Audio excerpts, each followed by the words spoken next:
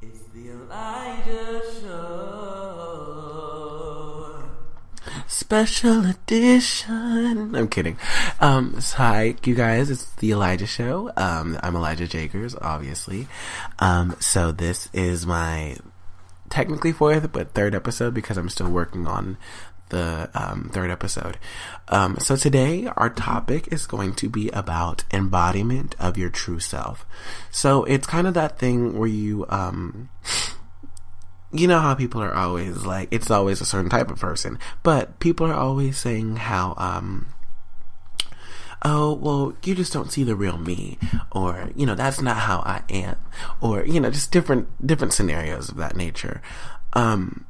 And so what I'm going to talk about today is the question I want to ask is, how do we work towards a common goal of embodying who we believe our true self to be?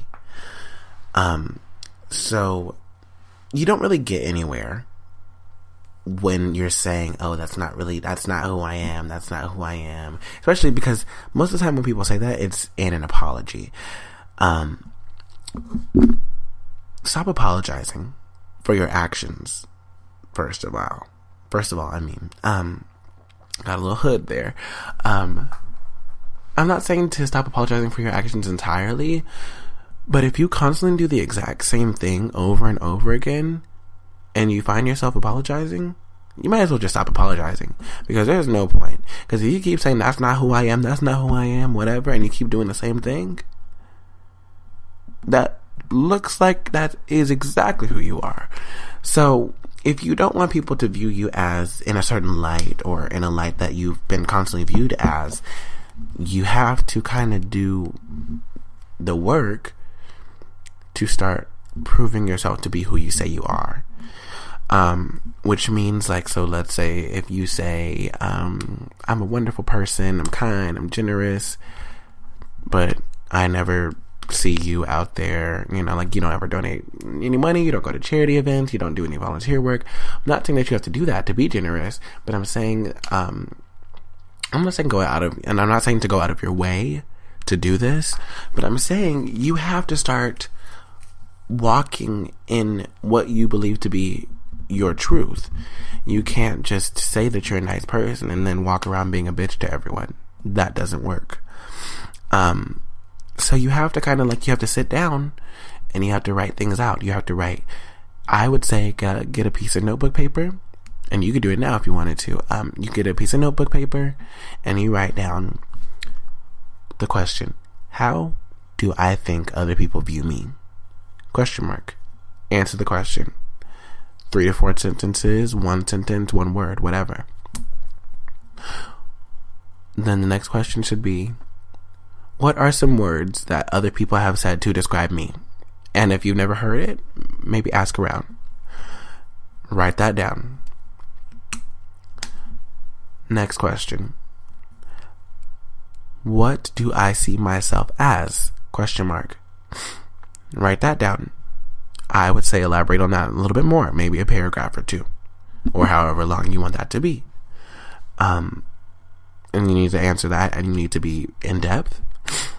And then the next step is you need to make a plan on how to go. You can make a map, you can make whatever, you can make a chart, however, but you need to make some sort of plan, and you can call it your point A to point B plan. Point A can be what you think you're viewed as and what people say about you. And point B can be what you see yourself as and what you are striving to be.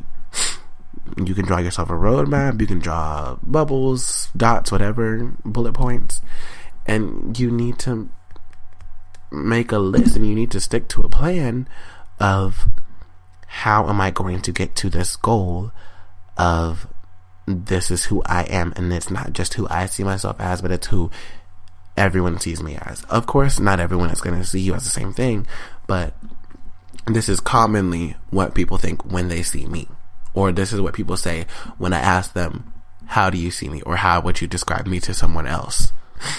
So you can't just go around and just, I'm sorry, let me take a sip of my tea.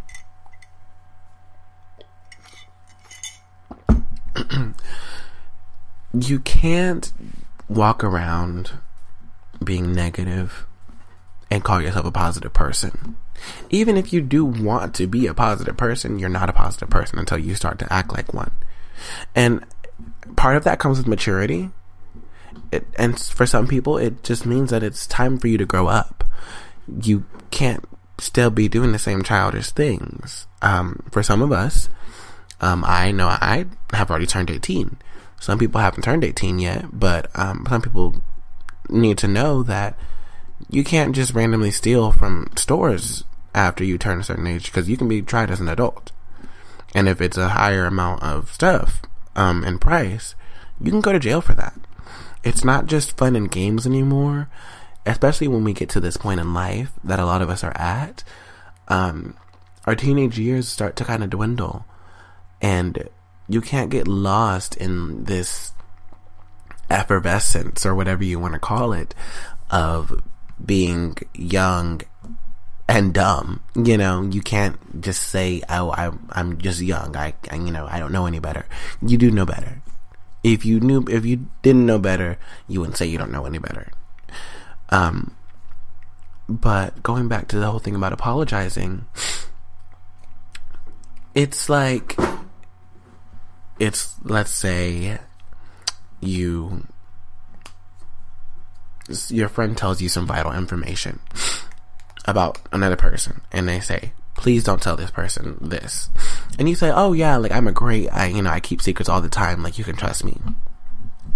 So what you just said, you're a trustworthy person and you can keep secrets. Those are two things you just said about yourself. Now, whether that friend believes that or not, they obviously trusted you enough to tell you this information, and then you go and spread it. What you've just proven is that you are not that person that you just said you were. What you did is, in spreading that information and just thinking that it wouldn't come back or whatever, FYI, it always comes back. You've really just established yourself as being untrustworthy and not able to keep secrets, and you've most likely just lost a friend or lost a lot of trust in that friend. You have to watch what you say, you can't claim to be all these things and not be it, if that makes sense. Even if you're trying to go in the way of saying like, "Oh, I'm saying these things about myself because I want them to come true."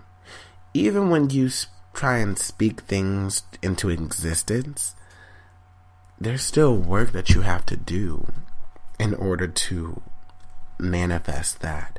You can't just say, these are just jokes, like the examples I'm using, but you can't say, "I will have a 3.0 GPA," or whatever. That's not the most amazing GPA, but some people strive for that. Or let's say, "I will have a 4.1 GPA by the time I graduate."